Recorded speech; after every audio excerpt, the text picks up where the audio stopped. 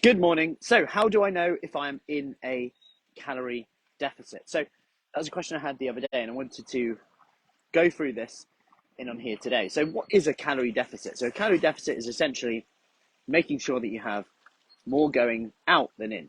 So, this will result in a calorie deficit, meaning that energy is low, and when energy is lower coming in than your expenditure, then you have a net to make up, if you like. So, you have your body will lose fat as or use that as energy to make up for the deficit that you've created, whether that's through your exercise or whether that's through your actual diet as well. So they're the key points. So how do you know you're actually in a calorie deficit? Well, firstly, you've got to consider, okay, am I losing weight over time? Am I losing inches over time? These are two important factors because weight will fluctuate. Like I did a video the other day, like on farting and IBS and bloating, which can impact this and make it that actually you think that your inner calorie deficit is working well, but actually you're not losing weight on the scales. But maybe you're feeling a bit like leaner. Maybe you're noticing your stomach area. Maybe you're noticing your face, neck. People are commenting. Maybe you've lost some from your hips to your waist. And these are all important factors to consider when we look at whether we're actually in a deficit or not. And that's one of the reasons of how you'll know if you're in a deficit. So what can you do? Well, what I would recommend is this. Firstly, the first strategy is if you're not tracking calories or tracking anything, which is fine, by the way. Let's say you're going for more portion control. You're doing things like trying to get as good protein in each meal, lots of vegetables, fruits, whole foods as much as possible. Track your weight if you want to, by the way. You can just go one step back and just go, okay, am I feeling leaner? Am I feeling looser? Am I feeling lighter? If that's okay for you, go for that. Then you're probably in a calorie deficit.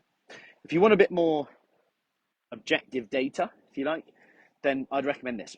Either chuck your scales away and weigh yourself in about a month's time, or weigh yourself daily. And what I want you to do is, let's say strategy one, you're going for more of a portion control, whole foods, majority of the time. Weigh yourself daily, first thing in the morning. Add them all up over 7 days. So you've got 7 weigh-ins after using the loo, before eating or drinking anything. This will give you a little bit of a kind of guide as to whether you are having like overeating or having any fluctuations on certain days due to maybe just having a bit more on some days. That's fine. Your gut content might just be a little bit more on those days, which is fine, by the way. So this will give you a bit of data. Then I want you to compare that weekly average with the next week. So you've got a few weekly averages now. So weekly average 1, weekly average 2, weekly average 3, weekly average 4. So you weigh yourself daily, add them all up, divide it by 7 over the week. So 7 weights, add them all up, divide by 7. That gives you an average weight. This will help you account for fluctuations. This will help you account for those ups and downs and stop you just stepping on the scale randomly and going, oh, I've gained, I've lost. And it could just be as simple as you had less sleep last night, or you had more sleep last night, or you had a saltier meal last night. Like, this gives you more objective data. Then we can only emotionally respond to the average comparison. So the comparisons of the weekly averages. If they're going down over time, you're in a deficit. If they're not, we probably need to change something. Saying that, you're losing inches, you're doing like resistance exercise, your weight might not be changing as much as you'd like, but if you're noticing your clothes fitting better, you're probably in a deficit. Strategy 2 is going to be more objective, and this is where you're actually tracking calories. So what you would do here is the same with the weight. Either throw them away for a month, the scales, or weigh daily, add them all up, divided by 7. But this time you're going to track your calories. So you'll have weekly average calories and weekly average weight. So you might go, right, I'm going to see what 1,300 calories or so, maybe have a range, 13 to 1,500. So you're within that range. It allows for a bit of error. It doesn't mean that you have to be super, super tight with everything. So maybe 1,300 to 1,500 calories now. You use that as a bit of an average. And then what I want you to do is then track your calories each day, add them all up, divide it by 7 again on there, okay? So you've got a weekly calorie average over the week.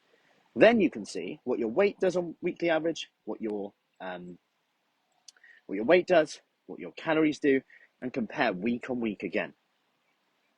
So then you can see when your calories at this weekly average, and this weekly weight, let's compare it to the next week to the next week. If the weight's going down over time, your calories are quite the same, then that weekly average calories is a deficit for you right now. Not maybe not forever, because as you become a smaller human being, you might actually need fewer calories as you're carrying less weight, right? So right now I'm barely walking across the beach. I'm staying in the Wi-Fi circle, or the just enough signal circle. But you as you get smaller, you'll need fewer calories, which therefore means that I'm burning fewer calories doing this little circle if I was 5 kilos lighter. So I'm carrying those 5 kilos more. So then, if you've lost over that 4 weeks, you compare the averages, you're in a deficit. If you haven't, then you're not. And that is an objective way to break through a lot of the myths out there, or not always myths. Sometimes they have good intentions and they're true in certain context, but not always. And this is where it has to be context specific. But, you hear people say you need to fast, you need to make sure you have breakfast, don't have breakfast. Is it carbs that's making me gain fat? And this is hard anyway. That's hard. Like thinking about, is it this, is it that? It's so confusing. Yeah. We've got to look at the facts here. Like get this objective data and you are in control then. The power is on you. You can see how flexible nutrition can be, and that gives Fruci Fit, when we see people do this, like gives them such freedom. Whether you choose option 1, option 2, freedom to make better informed decisions and not react emotionally instantly to those negative or perceived negative results on the scale. So I hope that helps. If you found that helpful, share it. If you know someone else who's struggling up and down the weight, never knowing what works, what doesn't work, this would be the strategy that I would go for. So hope that helps. Any questions, let me know. Have an awesome day. Make it a great one, and I'll see you soon.